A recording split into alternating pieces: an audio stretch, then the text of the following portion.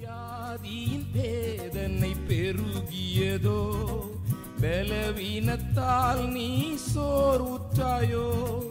வியாதியின் வேதனை பெருகியதோ, பலவீனத்தால் நீ சோர்வுற்றாயோ.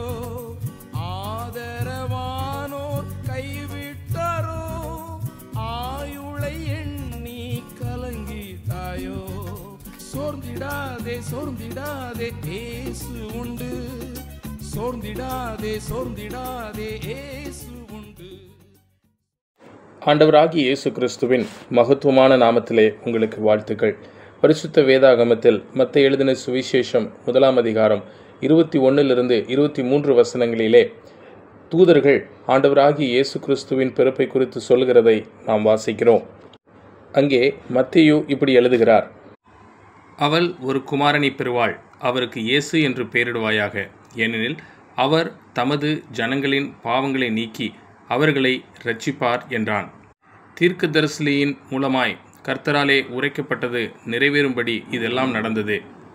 அவன், இதோ ஒரு கன்னிகை கர்ப்பவதியாகி ஒரு குமாரனை பெறுவாள், அவருக்கு இம்மானுவேல் என்று பெயரிடுவார்கள் என்று சொன்னான்.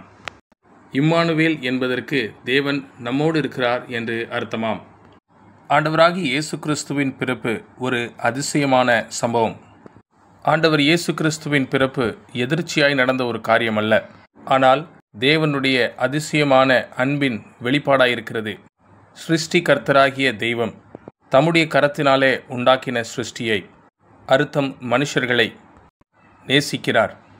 ஆகவே மனுஷன் தன்னுடைய பாவங்களின் நிமித்தம் தேவனை விட்டு தூரம் போன போதிலே அவர் அதிசயமான ஒரு திட்டத்தை ஏற்படுத்தினார். உங்களிடத்திலும் என்னிடத்திலும் அவர் வைத்திருக்கிற அந்த அன்பை வெளிக்காட்டும்படி தம்முடைய ஒரே பேரான குமாரனை மனுஷ சாயலிலே இந்த உலகத்திற்கு அனுப்பி கொடுத்தார். இந்த சம்பவம் எதிர்ச்சியாய் நடந்த ஒன்றல்ல. இதனுடைய திட்டம் அநேக வருஷங்களுக்கு முன்பாக தேவனால் உண்டாக்கப்பட்டது.